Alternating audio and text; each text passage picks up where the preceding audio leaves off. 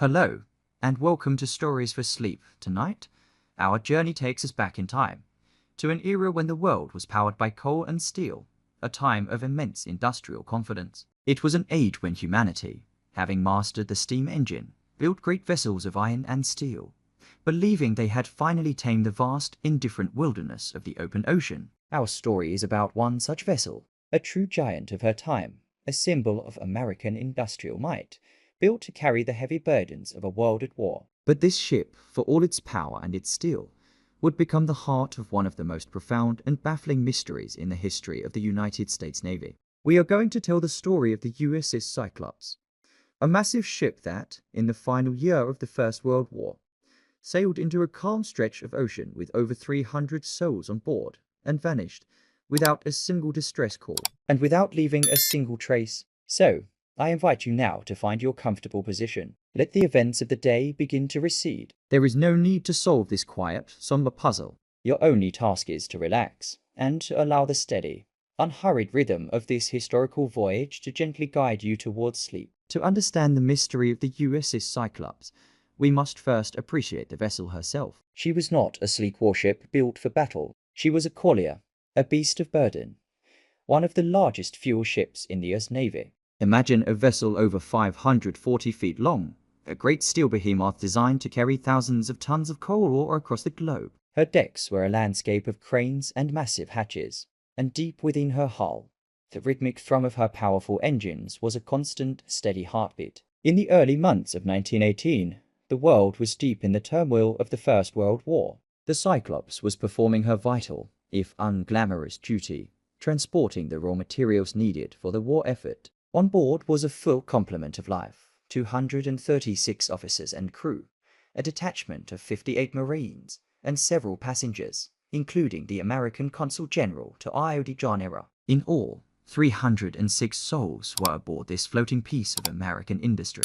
In late February, the ship was in the port of Rio de Janeiro, Brazil. Here, her cavernous holds were loaded with a heavy, dense cargo, 10,800 long tons of manganese ore, a mineral crucial for the manufacturing of steel and munitions. The ship, riding low in the water under the immense weight, began its long, slow journey north, its final destination set for Baltimore, Maryland. The voyage was, for the most part, routine. The great ship made its steady progress up the coast of South America. Then, in early March, the Cyclops made an unscheduled stop in the port of Bridgetown, Barbados. The reasons for this stop were not entirely clear, but the ship took on additional supplies before setting out once more on the final leg of her journey. On March 4, 1918, the USS Cyclops steamed out of Barbados. The weather was reported to be fair, the seas calm. The ship was last sighted by another vessel the following day, making steady and remarkable progress. Her engines were turning, her great steel hull was cutting through the calm waters on a direct course for home. And then there was only silence. The ship never arrived in Baltimore.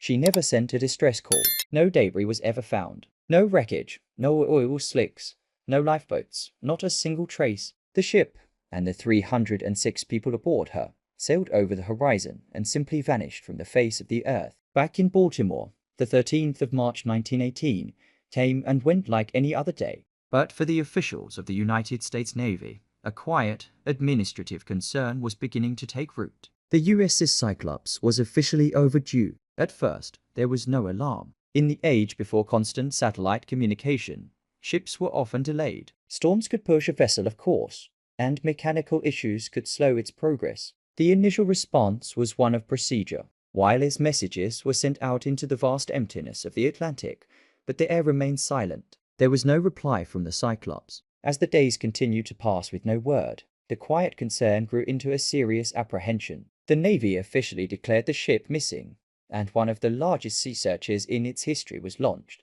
Imagine the scene. Numerous naval ships, cutters, and scouting vessels were dispatched from ports along the American coast. They were sent to meticulously scour the vast triangle of ocean that marked the ship's expected route, from the Caribbean to the Chesapeake Bay. The search was a slow, painstaking, and methodical process.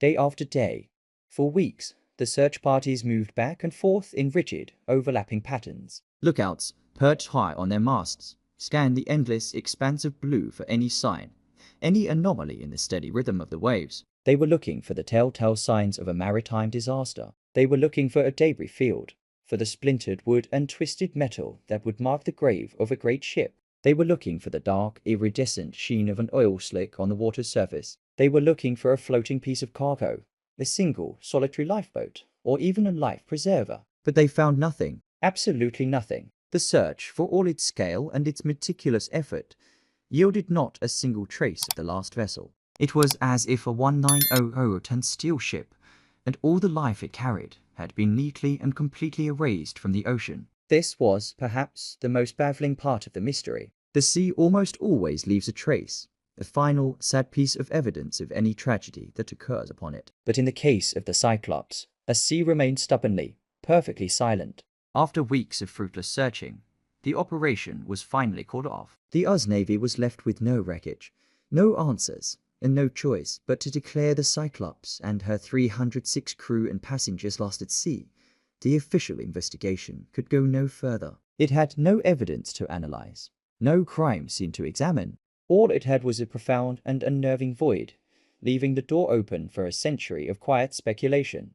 With no wreckage to analyze and no survivors to interview, the official Naval Board of Inquiry was forced to turn its investigation inward. If the sea would offer no clues as to the ship's fate, perhaps the answer lay within the history of the vessel itself, or in the character of the man who commanded her.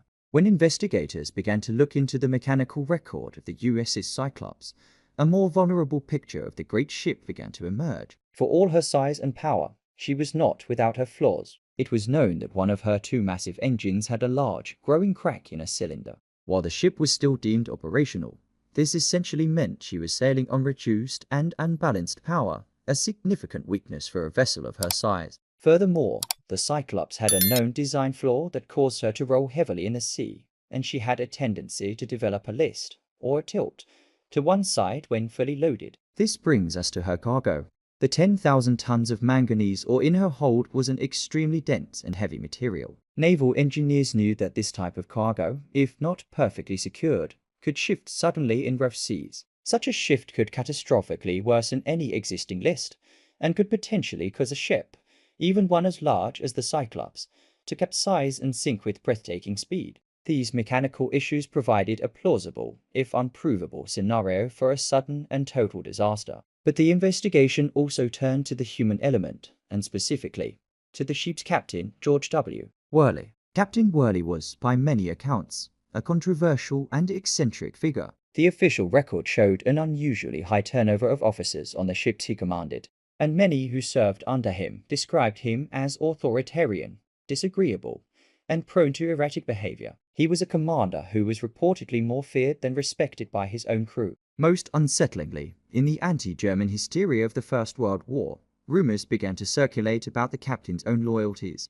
It was discovered that he had been born Johann Friedrich Wichmann in Germany, and had changed his name to Worley upon immigrating to America. This fact alone was enough to fuel the most sinister theory of all, that Captain Worley, a secret German sympathizer, had deliberately delivered his ship and its vital cargo into the hands of the enemy. Perhaps he had conspired with a German U-boat, or simply sailed the ship to a secret port. The naval investigation took this possibility very seriously. However, after the war, German naval records were scoured, and they contained no mention of the capture or sinking of the Cyclops. The theory of betrayal, while tantalizing, was left with no evidence to support it. And so, the inquiry was left with a collection of unsettling internal factors. The cracked engine, the heavy cargo, and the unpopular captain all painted a picture of a ship with potential weaknesses. They offered logical, if unprovable, explanations for how a disaster could have occurred, but even the most sudden capsizing should have left a trace.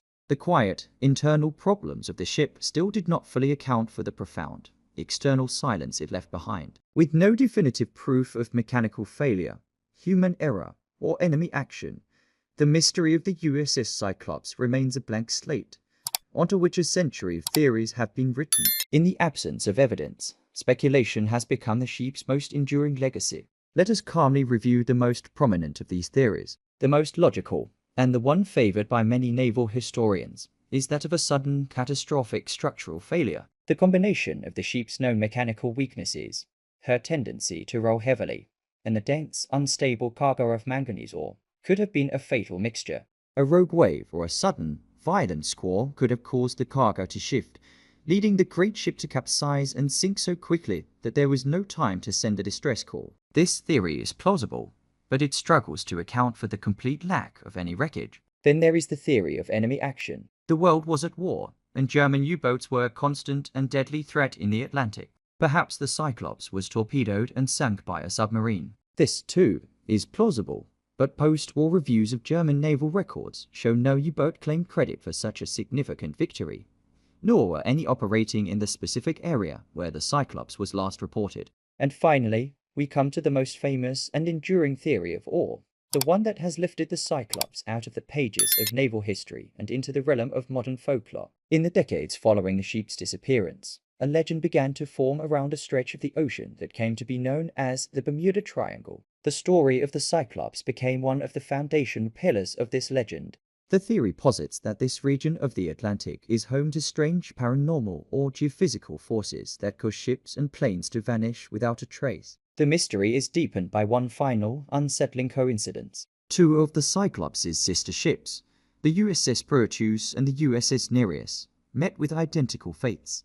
Both vanished without a trace in the same area of the Atlantic while carrying similar heavy or cargoes during the Second World War. The story of the USS Cyclops is, in the end, a story about a profound and unnerving absence. It is the story of the largest single loss of life in the history of the United States Navy not related to combat, and it is a loss for which there has never been a final, satisfactory explanation.